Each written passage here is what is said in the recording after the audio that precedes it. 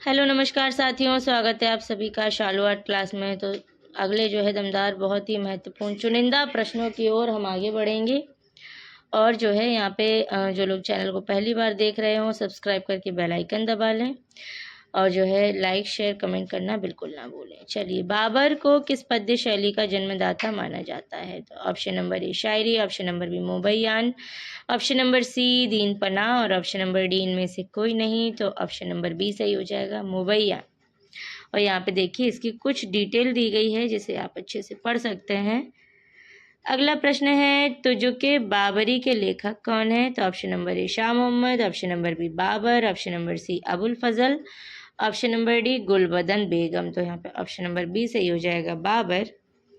अगला प्रश्न है, अबुल हसन के पिता का नाम क्या था? Option number A Basawan, option number B Akariza, option number C Manohar, option number D Mansur. तो ऑप्शन नंबर बी सही हो जाएगा, अकारिजा। इनके बारे में एक संक्षिप्त विवरण दिया गया है जिसे आप सब देख सकते हैं। अगला प्रश्न है, दिल्ली का लाल किला किसके पुत्र द्वारा बनवाया गया था? Option number A Akbar, option number B Aurangzeb, option number C Humayun, option number D Jahangir.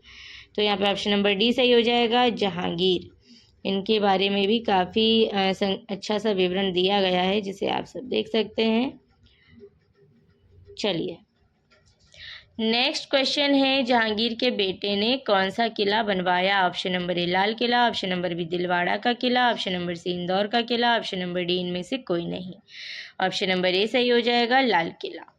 अगला प्रश्न है, हुमायूं का मकबरा किसने बनवाया था? Option number A Akbar, option number B Babur, option number C Jahangir, option number D Shahjahan. तो ऑप्शन नंबर ए सही हो जाएगा, अकबर। अगला प्रश्न है, हुमायूं का मकबरा दिल्ली में ये यहाँ पे इसकी डिटेल दी गई है जिसे आप सब अच्छे से देख सकते हैं और नोट भी कर लीजिएगा पॉज करके। चलिए, अगला प्रश्न पे है, आईने अकबरी के रचयिता कौन है? Option number A Keshav, option number B Akbar, option number C Abul Fazal, option number D Daswant. तो ऑप्शन नंबर सी सही हो जाएगा, अबुल फजल। इनके बारे में भी एक विवरण यहाँ पे दिया गया है जिसे आप सब देख सकते हैं। अगला प्रश्न है, आईने अकबरी पुस्तक के लेखक कौन थे? तो इनका भी आंसर हो जाएगा ऑप्शन नंबर डी, यहाँ पे दिया गया है अबुल फजल। अगला प्रश्न है, आईने अकबरी का मुख्य चित्रकार कौन था? वही है option number B, Abul Fazal.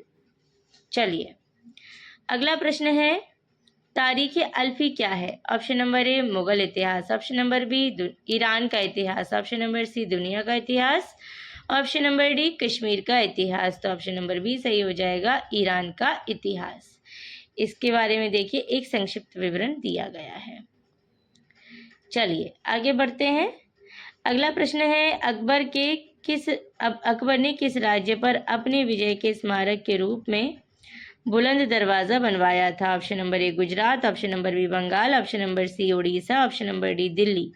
Option number A सही हो जाएगा, गुजरात। और इनके बारे में भी एक संक्षिप्त विवरण यहाँ पे दिया गया है। चलिए, अगला प्रश्न है, बुलंद दरवाज़ा की ऊंचाई कितनी है? Option number A 150 feet, option number B 234 feet, option number C 134 feet और option number D 124 feet. Option number C सही हो जाएगा, 134 फीट। अगला प्रश्न है, मुगल शैली की उत्पत्ति किन दो शैलियों के सम्मिलन से हुई?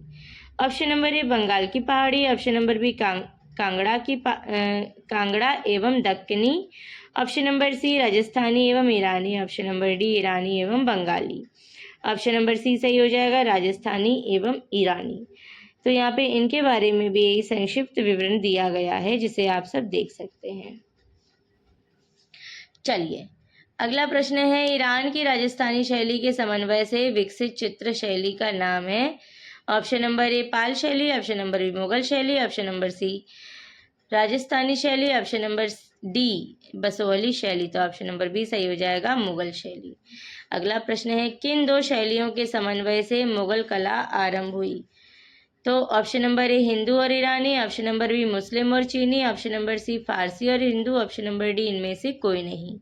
ऑप्शन नंबर ए सही हो जाएगा, हिंदू और ईरानी। अगला प्रश्न है, मुगल चित्रकला किन दो शैलियों का परिणाम है? Option number A Kashmiri Punjabi, option number B Rajasthani Deccani, option number C भारतीय फारसी और ऑप्शन नंबर डी फारसी यूरोपीय। तो ऑप्शन नंबर सी सही हो जाएगा, भारतीय फारसी।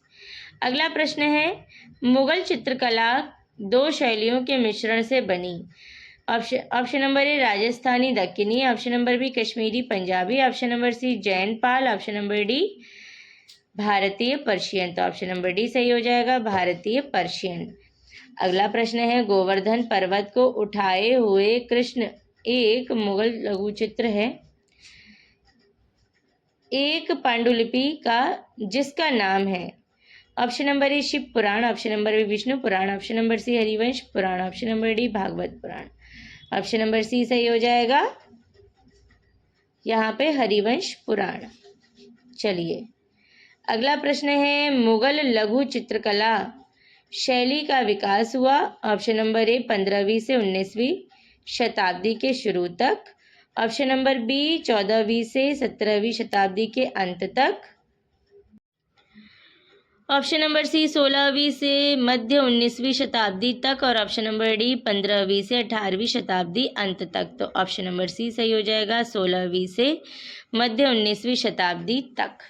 इसके बारे में भी कुछ जानकारी यहाँ दी गई है जो देखना बहुत ही अनिवार्य है। अगला प्रश्न है, स्थिर चित्रण प्रमुख रूप से देखने को मिलता है। ऑप्शन नंबर ए बंगाल शैली में, ऑप्शन नंबर ए मुगल शैली में, ऑप्शन नंबर सी पाश्चात्य शैली में, ऑप्शन नंबर डी अजंता शैली में। ऑप्शन नंबर सी सही हो जाएगा, पाश्चात्य शैली में। इसके बारे में भी एक संक्षिप्त विवरण दिया गया है। चलिए अगला प्रश्न है, लघु चित्रों में राजाओं के चरित्र को दर्शाया गया है। ऑप्शन नंबर ए राजपूत लघु चित्र, ऑप्शन नंबर ए मुगल लघु चित्र, ऑप्शन नंबर सी पहाड़ी लघु चित्र, और ऑप्शन नंबर डी जैन लघु चित्र। चित्र की जगह चित्रण है, मैंने चित्र पढ़ा, तो ऑप्शन नंबर बी सही हो जाएगा, मुगल लघु चित्रण। इसके बारे में भी कुछ यहाँ पे बताया गया है। अगला प्रश्न है, प्रारंभिक रेखांकन पृष्ठभूमि आकृति कार्य व्यक्ति चित्रण व पूर्ण बाध्य रेखांकन लघु चित्र कार्यशाला में विभिन्न कलाकारों की योग्यता के आधार पर बांटा गया था। ऑप्शन नंबर ए राजस्थानी लघु चित्रण, ऑप्शन नंबर बी पहाड़ी लघु चित्रण, ऑप्शन नंबर सी दक्कन लघु चित्रण, ऑप्शन नंबर डी मुगल लघु चित्रण। ऑप्शन नंबर डी सही हो जाएगा, मुगल लघु चित्रण। इसके बारे में भी एक छोटा सा डिटेल यहाँ पे दिया गया है। चलिए आगे बढ़ते हैं। मुख्यतः मुगल लघु चित्र चित्रित हैं। ऑप्शन नंबर ए ताड़पत्र पर, ऑप्शन नंबर बी पशुकाल पर, ऑप्शन नंबर सी सिल्क का कपड़ा पर, option number D handmade paper या हस्त निर्मित कागज पर। तो ऑप्शन नंबर डी ही सही हो जाएगा, हैंडमेड पेपर या हस्त निर्मित कागज। इसके बारे में कुछ डिटेल यहाँ पे दी गई है जो कि आप लोग देख सकते हैं। अगला प्रश्न है, मुगल काल का स्वर्ण युग था। ऑप्शन नंबर ए अकबर का समय, ऑप्शन नंबर बी जहांगीर का समय, ऑप्शन नंबर सी बाबर का समय, ऑप्शन नंबर डी शाहजहां का समय। ऑप्शन नंबर डी सही हो जाएगा, शाहजहां का समय।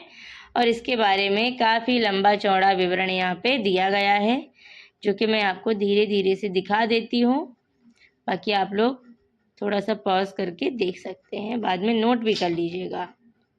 चलिए अब आगे बढ़ते हैं। निम्नलिखित में से किस मुगल शासक ने सर्वाधिक स्थापत्य कला पर ध्यान दिया। Option number A Akbar, option number B Shahjahan, option number C Jahangir, option number D Dara Shikoh. Option number हमारा बी सही हो जाएगा, शाहजहां। चलिए कुछ और प्रश्न है। मुगल चित्रकला शैली का स्वर्ण युग कहा जाता था या कहा जाता है। ऑप्शन नंबर ए बाबर का, ऑप्शन नंबर बी अकबर का, ऑप्शन नंबर सी जहांगीर का, ऑप्शन नंबर डी शाहजहां का। ऑप्शन नंबर सी सही हो जाएगा, जहांगीर का। अगला प्रश्न है, मुगल काल में चित्रकला का उत्कर्ष किसके राज्यकाल में हुआ था। Option number D, option number A Akbar, option number B Shahjahan, option number C Aurangzeb, option number D Jahangir. Option number D Jahangir ही सही हो जाएगा। अगला प्रश्न है, तो यहाँ पे जो है मुगल शैली का स्वर्णकाल, देखिए शैली या कला एक ही बात होती है, तो मुगल काल अलग होता है, ठीक है, और मुगल कला अलग होता है। तो कला का यहाँ पे जहांगीर ही बताया गया है, मुगल शैली, ठीक है ना। और एक होता है स्थापत्य कला, स्थापत्य कला का शाहजहां है, मुगल कला का जहांगीर, ठीक है। और मुगल काल को ही स्थापत्य कला भी कहते हैं। तो जहाँ तक यहाँ पे स्टार बना हुआ है, मेरे ख्याल से यहाँ पे जहांगीर काल सही होना चाहिए। चलिए, बाकी यहाँ पे कुछ डिटेल भी दी गई है जो आप लोग देख सकते हैं। अगला प्रश्न है मुगल कला का स्वर्णकाल। तो यहाँ पे जो है शैली और कला, यहाँ पे भी मेरे ख्याल से जहांगीर आना चाहिए। बाकी आप लोग कमेंट करके बताइएगा कि इसका उत्तर सही क्या होगा। चलिए, तो ये भी यहाँ पे जो है किसने चित्रकला को प्रोत्साहित किया। चित्रकला को प्रोत्साहित वैसे अकबर और जहांगीर दोनों ने किया, सबसे ज़्यादा जहांगीर ने किया। ठीक है ना। तो चलिए, इस पर भी स्टार बना हुआ है, क्या बात है।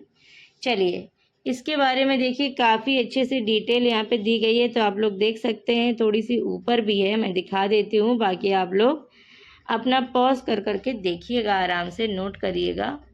कुछ यहाँ पर भी दी गई है,